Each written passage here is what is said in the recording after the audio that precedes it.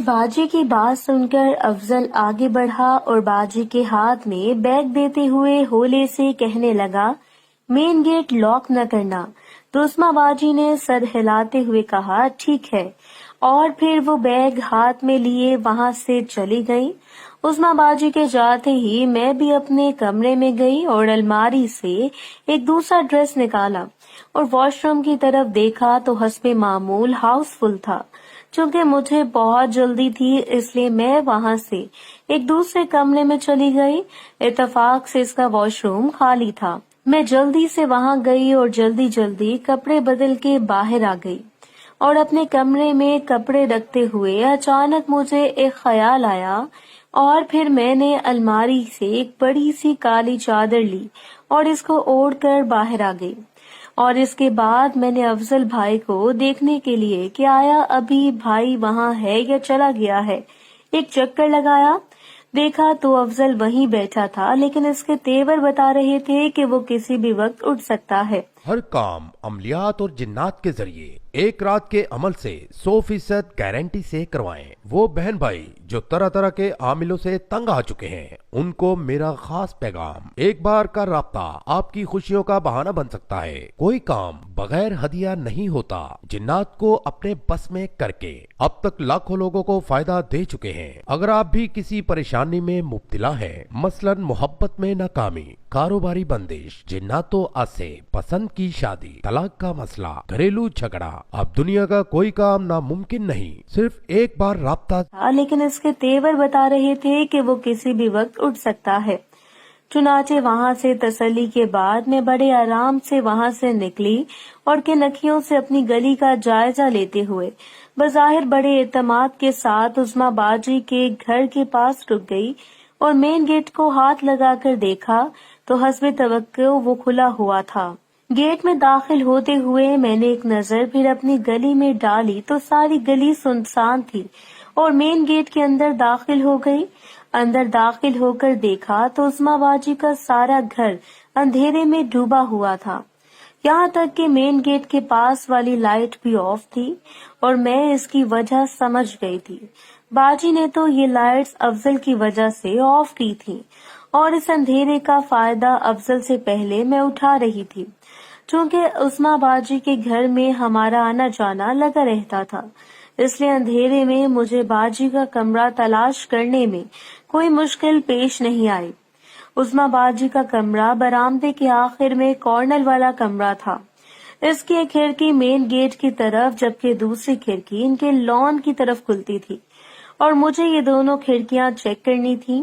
सबसे पहले मैं लॉन की तरफ गई और देखा तो बाजी की ये खिड़कियां बंद थी। मैं थोड़ा मायूस हुई और फिर मैंने मेन गेट की तरफ खुलने वाली खिड़की को देखने का फैसला किया। लॉन वाली खिड़की बज़ाहिर तो बंद थी, लेकिन इसके कोने से रोशनी बाहर आ रही थी।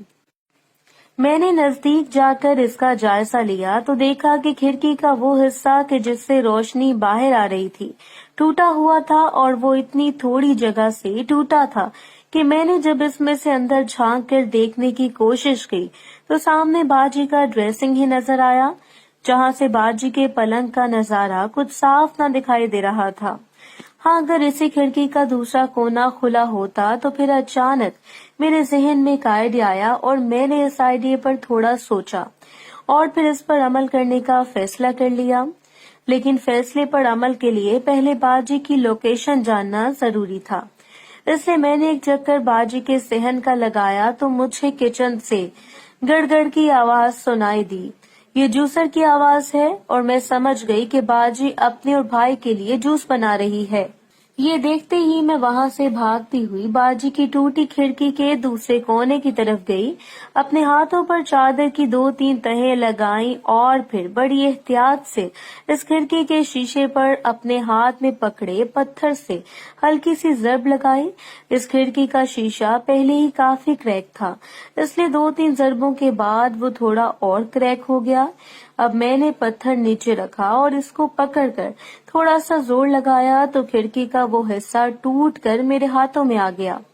लेकिन मसला ये हुआ कि बाजी की खिड़की का शीशा मेरे अंदाजे से कुछ ज्यादा ही टूट गया था। لیکن اب کیا ہو سکتا تھا؟ اپنے ہاتھوں پر چادر لپیٹنے کی وجہ سے میرے ہاتھ شیشے کے زخم لگنے سے محفوظ رہے۔ سو میں نے اس شیشے کو بڑی احتیاط کے ساتھ نیچے رکھا اور کمرے میں جھانک کر دیکھا تو میری توقع کے عین مطابق یہاں سے باجی کا پلنگ صاف دکھائی دے رہا تھا، اور پلنگ پاس ہونے کی وجہ سے میں ان کی باتیں بھی آسانی سے سن سکتی تھی۔ سارا جائزہ لینے کے بعد میں نیچے بیٹھ گئی اور انتظار کرنے لگی۔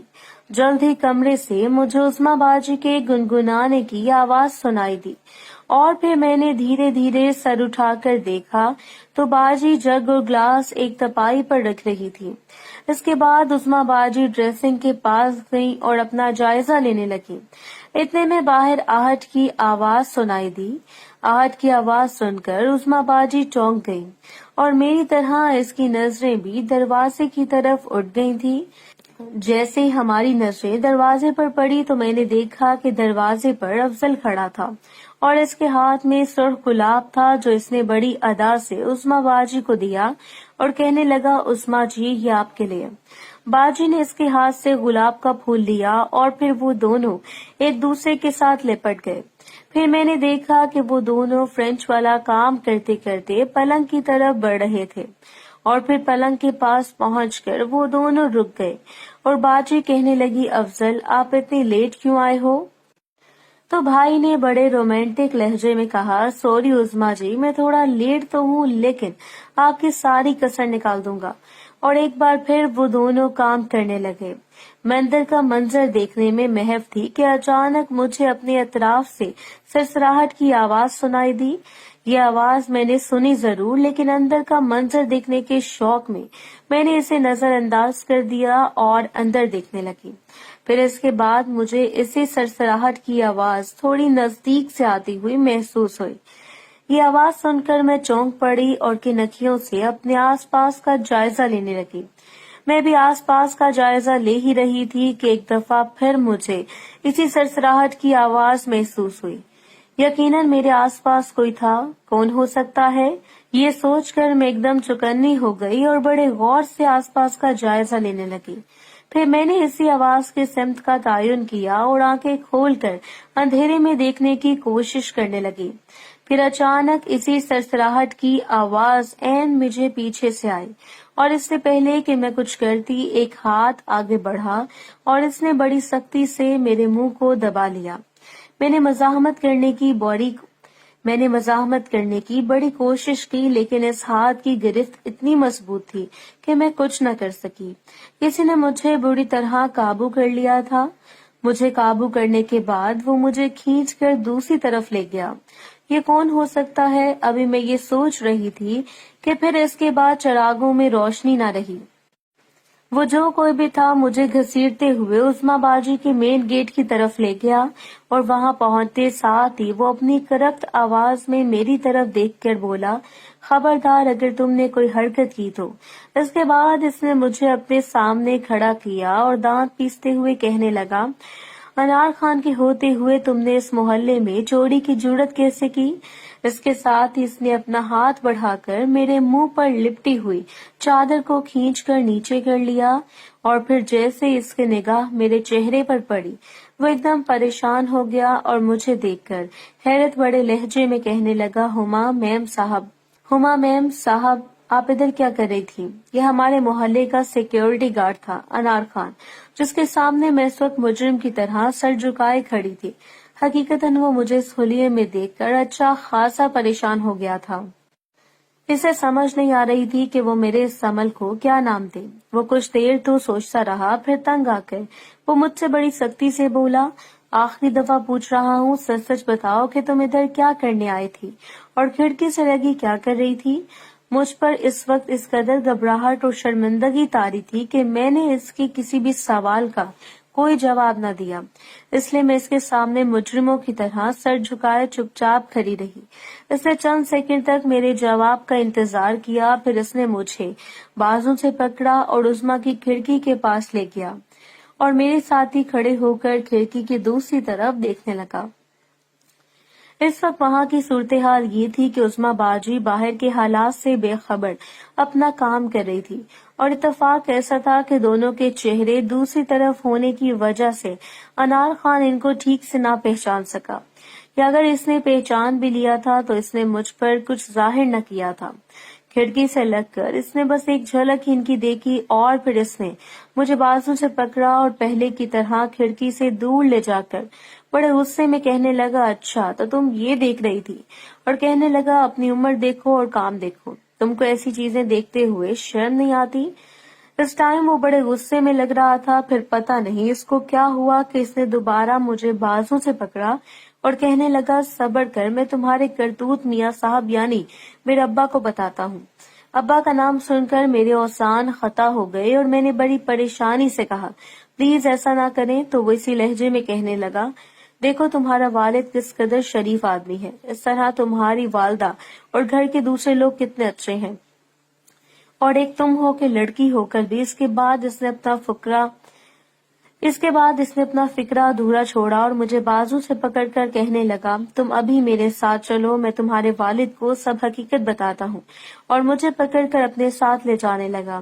اس وقت میری حالت غیر ہو رہی تھی اور مجھے گھر کے ساتھ ساتھ عظمیٰ باجی کے گھر کا بھی ڈر لگنا شروع ہو گیا تھا، کیونکہ میرے اندازے کے مطابق اس وقت تک بھائی کو فارغ ہو جانا چاہیے تھا۔ پھر میں سوچنے لگی کہ اگر اوپر سے بھائی بھی آ گیا تو، یہ سوچ کر میری تو جان ہی نکل گئی، اور میں نے بڑے ہی عاجزانہ لہجے میں خان صاحب سے درخواست کی کہ خان صاحب پلیز مجھے چھوڑ دیں، آئندہ میں ایسا کام کبھی نہیں کروں گی۔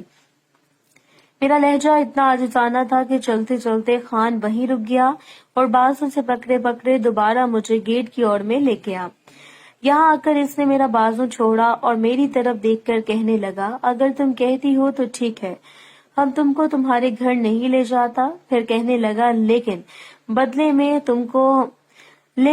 میں تم ہم کو کیا دے گا؟ تو میں نے اس سے کہا، آپ جتنے پیسے کہتے ہیں میں دینے کو تیار ہوں۔